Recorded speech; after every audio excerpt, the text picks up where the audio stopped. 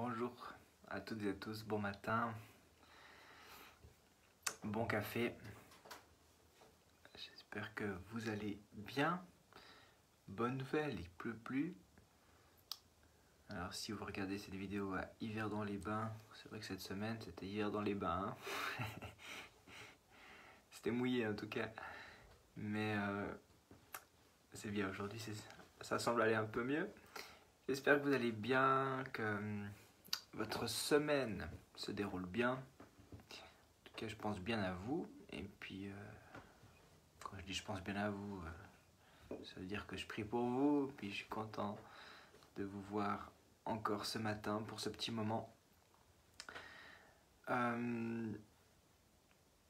matin, je voulais parler un petit peu de discernement au travers d'un texte de Acte 5 et puis une réflexion, une pensée qui est donnée par Gamaliel.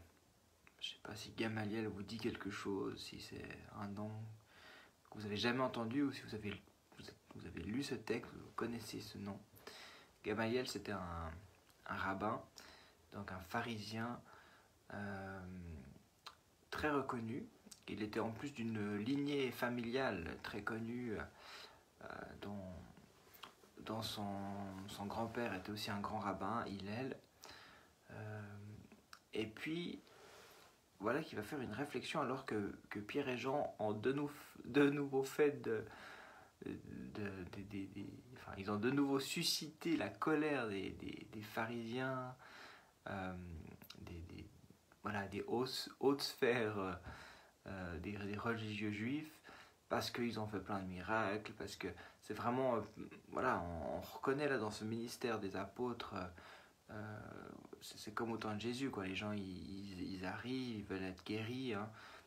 Il y a ce fameux texte, c'est aussi dans Acte 5, où en fait les gens viennent juste pour être guéris, alors ils se mettent dehors, et juste l'ombre de Pierre qui passe sur eux les guérit. Donc il y a une effervescence, il y a un truc de fou, donc forcément ils sont jaloux, ils sont pas contents de l'enseignement. Donc rebelote, ils les remettent en prison. Pierre et Jean sont libérés miraculeusement, un ange vient les sortir de là. Les gardes n'ont pas bougé, la porte est restée fermée, mais Pierre et Jean sont plus là. Et ils se retrouvent au temple en train d'enseigner. Ils les ramènent, et puis là, ils sont en feu, quoi. Le Sanhédrin que j'avais parlé, c'est vraiment l'explosion là, puis ils veulent les tuer.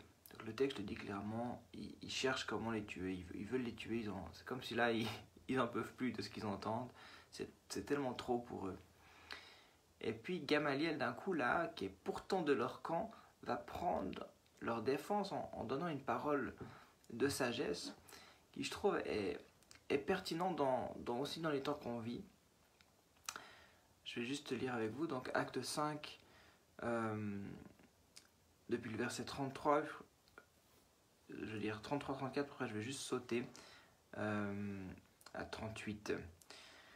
Donc, furieux de ces paroles, il voulait les faire mourir. Hein. Voilà, c'est ce que je vous disais. Mais un pharisien de nom de Gamaliel, professeur de la loi, estimé de tout le peuple, puis ça compte, hein, parce que sa parole va être d'autant plus entendue, il se leva dans le Sanhédrin et ordonna de faire sortir un instant les apôtres. Puis il leur dit, Israélites, faites attention à ce que vous allez faire vis-à-vis de ces hommes. Donc là, il y a un avertissement. Puis au verset, il donne deux exemples du passé, je vais vous lire maintenant.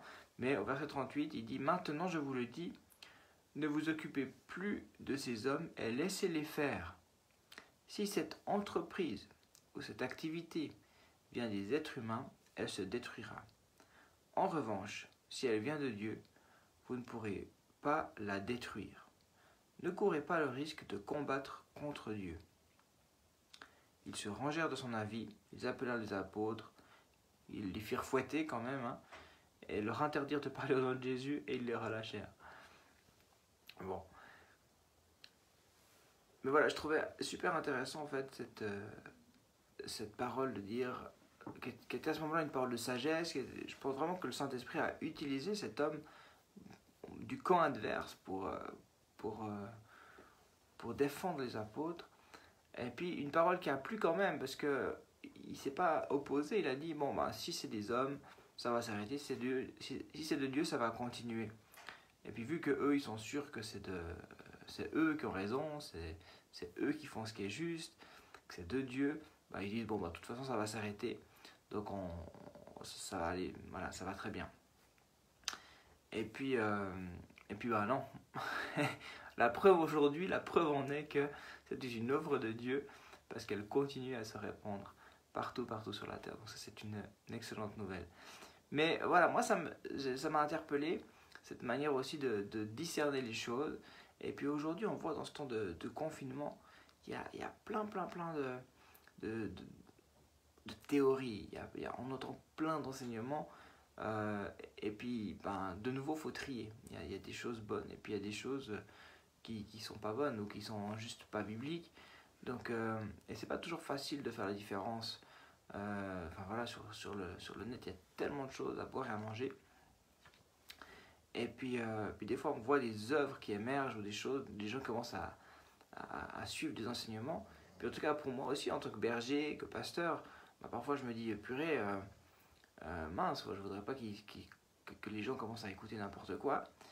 Et puis cette parole, je la trouve intéressante, parce que ben, c'est vrai qu'il y a des œuvres qui d'un coup font du bruit, et puis 6 mois plus tard, une année plus tard, c'est fini, on n'entend plus parler. Et donc je trouve que oui, c'est assez vrai, que quand c'est de Dieu, ça continue. Et puis quand c'est pas de Dieu, ben ça s'arrête. Mais il y a aussi un autre risque, et puis ça, j'ai peut-être pas de réponse, c'est que qu'est-ce qu'on fait quand il y a un échec? Parce que si on prend ça à plus large échelle, là je parle d'œuvres chrétiennes, d'enseignement, mais on pourrait se dire pour nos propres vies, ou dans certains projets dans lesquels moi souvent j'initie des projets, bon, est-ce que si forcément, enfin s'il y a un échec, si ça va pas comme je veux, est-ce qu'il y a quand il y a un problème, est-ce que ça veut forcément dire que c'était pas de Dieu? Et puis ça, c'est aussi quelque chose que j'entends souvent, où voilà, d'un coup les gens se disent, bon ben, voilà, il y a un échec, donc c'est fini, quoi, c'est pas de Dieu, et c'est pas toujours le cas. J'entends un de mes enfants là, qui s'est réveillé, je sais pas qui c'est. Voilà, donc pour moi, ça ne veut pas forcément dire, parce qu'il y a un échec dans un projet, que ce projet n'était pas de Dieu. Il faut juste reposer les choses intelligemment, avec sagesse, puis dire, ok, est-ce qu'il y a eu un problème dans notre construction? Est-ce qu'il y a eu un problème dans l'équipe? Est-ce qu'il y a eu... voilà, il faut quand même... Qu'est-ce qui a fait que ça n'a pas fonctionné? Et puis parfois, ben, on sait bien que c'est des fois pas la question de Dieu, ou de la présence de Dieu dans le projet, mais c'est parfois juste la dureté de notre cœur à nous, notre cœur humain. Donc voilà, il y a des problèmes ou simplement structurels, ou voilà, qu'il faut régler pour pouvoir pleinement entrer dans l'œuvre que Dieu a préparée et puis qui est bonne. Voilà, donc il ne faut pas tout mettre dans le même panier et puis se dire, bon, ou bien je pourrais même parler de mariage, hein, pour dire, bon, voilà, il y a un problème dans un mariage, et puis dès que les problèmes sont là, ah bon, c'était pas de Dieu alors, hein, parce que là on n'en serait pas là sinon. Ah non, pas du tout. Mais est-ce que Dieu était dans le mariage? Est-ce que vous avez pris le temps de construire? Voilà, il y a plein de choses à voir, plutôt que de se dire, ah bah il y a un problème, donc Dieu n'était pas là, et puis c'est pas de lui, il faut arrêter. Non, pas du tout. Donc voilà, il faut faire attention aussi avec ça. Mais mon but c'était simplement aussi de vous donner une piste, en tout cas de discernement, de savoir dire, ok, on remet ça à Dieu, puis on va voir avec le temps. Voilà. Puis parfois aussi dans nos propres... je pense des fois de savoir prendre le temps de regarder, puis de faire confiance en fait à Dieu, dire ok, si c'est de toi, ça va durer. Je pense que c'est un bon exercice, plutôt que juste réagir très fort en disant ah c'est n'importe quoi. Et puis donc voilà, laissons le Saint-Esprit faire son œuvre. Ok, alors c'était peut-être pas un encouragement directement pour ta vie maintenant, mais c'était plutôt un élargissement pour le discernement de ce qui peut se passer autour de toi, ce que tu entends. on va prier ensemble en ce début de journée. Merci Jésus pour cette nouvelle journée que tu as créée pour nous, que tu as faite pour nous. Encore une fois, on demande qu'elle soit un sujet de joie, parce que c'est comme ça qu'elle doit être. C'est ça que tu as voulu. Et tu nous donnes encore par ton esprit ta joie. Tu fais couler encore ta grâce sur nos vies ce matin.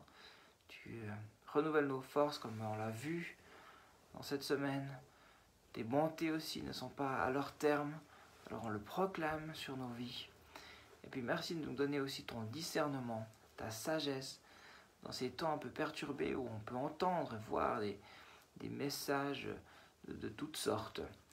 Et on veut te faire confiance aussi que ton œuvre, il n'y a rien qui peut l'arrêter. Comme dans ce passage, il est dit que vous ne pourrez pas l'arrêter. Si c'est de Dieu, vous ne pourrez pas l'arrêter. Et c'est bien ce qui s'est passé. Et on veut encore dire que, effectivement, aujourd'hui, ton œuvre ne peut pas être arrêtée. On le proclame aussi dans notre pays, dans le nom de Jésus. Merci d'encourager chacun, de bénir nos enfants, nos familles, bénir les personnes qui traversent la solitude encore. Tu leur donnes vraiment de l'espérance. Tu les visites, tu leur fais du bien ce début de journée. En ton nom Jésus. Amen. Amen, amen. Et puis, à demain. On sera déjà vendredi. À demain, 6h30, Bible and Coffee. Et excellente journée à tous. Ciao.